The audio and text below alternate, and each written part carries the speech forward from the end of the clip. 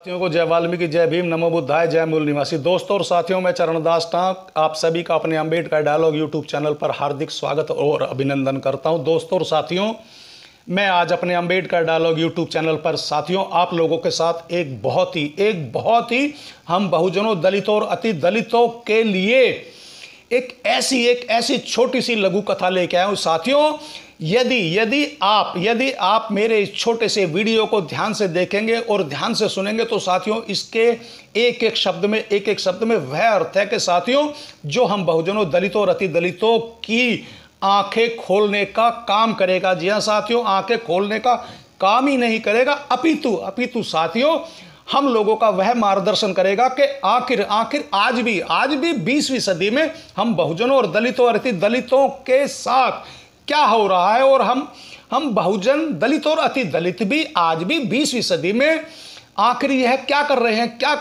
क्यों कर रहे हैं और किसके लिए कर रहे हैं कि हम खुद ही अपने बहुजनों, दलितों और अति दलितों का शोषण आखिर कैसे और किस रूप में कर रहे हैं। तो साथियों आज की जो मेरी लघु कथा है वह लघु कथा एक तीतर की है। जी हाँ साथियों, एक तीतर की है। साथियों सबसे पहले मैं आप लोगों को तीतर के बारे में बता दूं। साथियों तीतर हमारे देश का एक बहुत ही खूबसूरत और एक बहुत ही अच्छा परिंदा है। जी हाँ साथियों, बहुत ही खूबसूरत और अच्छा परिंदा है। साथियों हमारे देश में तीतर को पाला भी जाता है और साथियों हमारे ही देश में तीतर का शिकार करके तीतर का मांस भी खाया जाता है। और यह भी बताया जाता, पुराना इतिहास बताता है कि तीतर का मांस बहुत ही शक्तिदायक और बहुत ही स्वादिष्ट होता है। तो साथियों एक मंडी लगी हुई थी जहां पर केवल और केवल तीतर ही बेचे जाते थे। जी हाँ साथियों, तीतर ही बेचे जाते थे।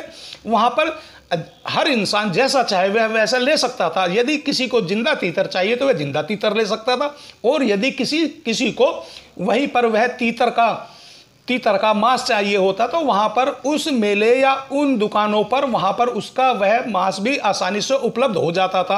तो साथियों एक सज्जन भी उस दिन उस तीतर की मार्केट या बाजार में चले गए और वह इधर से उधर घूम कर और उधर से इधर घूम कर आखिर तीतरों के व्यापारी और मंडी को देख रहे थे। मगर साथियों जब उन्होंने देखा, एक दुकान पर जाकर वह सज्जन रुक गए तो उन्होंने देखा कि उस व्यापारी ने अपने एक पिंजरानुमा जाल में हजारों तीतर बंद कर रखे थे और आवाज लगा रहा था 100 रुपए का तीतर, 100 रुपए का तीतर, 100 रुपए का तीतर। मगर साथियों उस व्यापारी ने एक पिंजरा अलग रखा हुआ था जिसमें केवल और केवल एक तीतर था।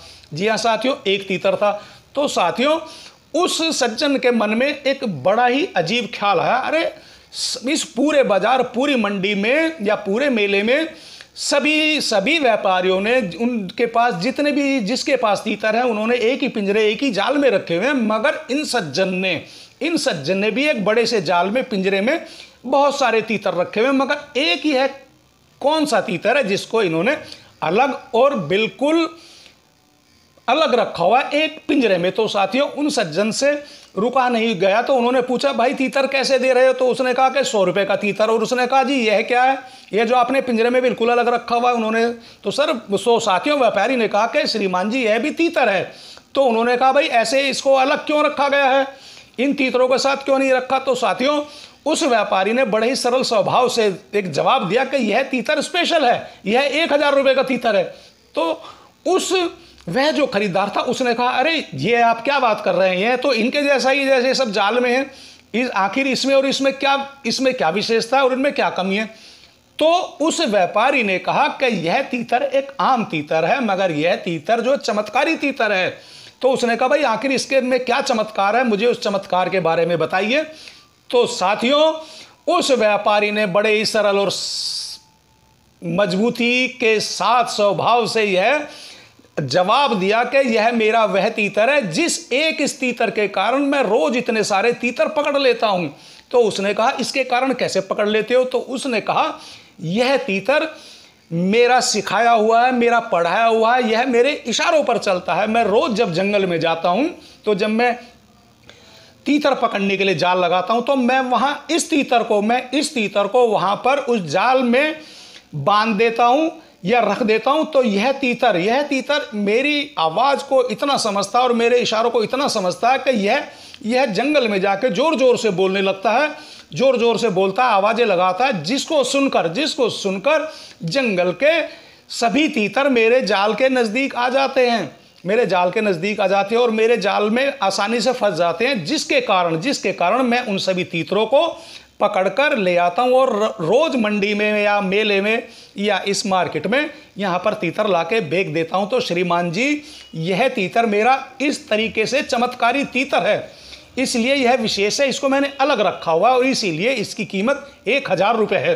तो साथियों, वह जो सज्जन उस मेले में, मंडी में, मार्केट में, तीतरों की में जो गए थे कि श्रीमान जी मुझे यह तीतर चाहिए जो आपका 1000 रुपये का तीतर है, तो उसने कहा आप यह 100 रुपये का एक तीतर भी ले सकते हैं, मगर श्रीमान जी आपको इस तीतर में आखिर ऐसी क्या बात है कि आप इसको 1000 रुपये का खरीदना चाहते हैं। मगर साथियों, उन श्रीमान जी ने कहा देखिए, आप मेरे से कुछ ना पूछें, कृपया आपने मुझे इस तीतर की कीमत 1000 रुपये बताइए तो मैं आपको 1000 रुपये देता हूं और यह तीतर आप मुझे दे दीजिए। तो साथियों, वह तो व्यापारी था, उसका काम था, उसका धंधा था तीतर बेचना और रोज पकड़ना। तो साथियों, उस व्यापारी ने वह 1000 रुपये लेकर अपनी जेब में रखे और उस पिंजरे और जाल में से निकालकर वह तीतर उन खरीदार महाशय के हाथ में दे दिया।